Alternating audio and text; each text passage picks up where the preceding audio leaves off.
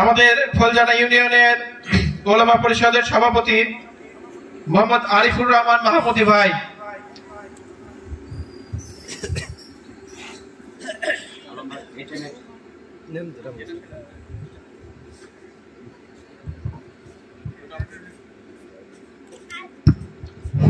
আসসালামু আলাইকুম ওয়া রাহমাতুল্লাহি ওয়া বারাকাতুহু। আপনারা সকলে কেমন আছেন? ভালো রেখেছেন কে? সকলেই গলার আওয়াজ উঁচু করে বলি আলহামদুলিল্লাহ। আলহামদুলিল্লাহ। আমাদের অনুষ্ঠান কি ভালো লাগছে? সবারই ভালো লাগছে? আলহামদুলিল্লাহ। ইসলামের মধ্যে বিনোদন, এটা নবী সাল্লাল্লাহু আলাইহি ওয়াসাল্লাম করেছেন। আজকে আমাদের দেশের মধ্যে সুস্থ সংস্কৃতি উঠে যেয়ে ভারতীয় পশ্চিমাদের অপসংস্কৃতি এই দেশের মধ্যে ঢুকে আজকে মানুষের সবচেয়ে বড় সম্পদ ঈমান নষ্ট করেছে, ঠিক কিনা বলুন? এই জন্য আমরা সুস্থ সংস্কৃতি আবারও চাই, ঠিক কিনা?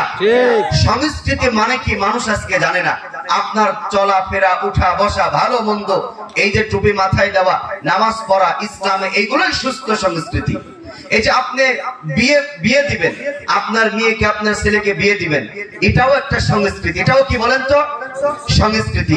এখন আপনার মেয়েকে বিবাহ দেওয়ার জন্য আপনি সুন্নত তরিকায় কবুল পড়িয়ে বিয়ে দিলেন, হুজুর নিয়ে এসে বিয়ে দিলেন, কিন্তু ঢোল তবলা বাজালেন, ওটা আবার কার সুন্নত ভাই? কথা কন না কে? এই জন্য ওটাই হচ্ছে অপসংস্কৃতি। এই অপসংস্কৃতি গুলো বাদ দিয়ে আমাদের সমাজের মধ্যে সুস্থ সংস্কৃতি ঢোকাতে হবে।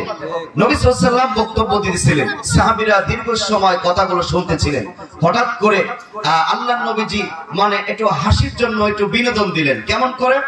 যে আল কতালু মুআজ্জিনুন মুআজ্জিনা, তার মানে হচ্ছে একজন মুয়াজ্জিন আরেকজন মুয়াজ্জিনকে দেখো জবাই করছে। তখন সাহাবীরা বলেন, ইয়া রাসূলুল্লাহ, কোন মুয়াজ্জিন এমন মুয়াজ্জিনকে আছে আরেক মুয়াজ্জিনকে জবাই করতে পারে? তখন নবীজি বলতেছেন, দেখো তাকিয়ে বিড়াল আরেকটা মোরগকে জবাই করতেছে। মোরগও আযান দেয় না কতক্ষণ?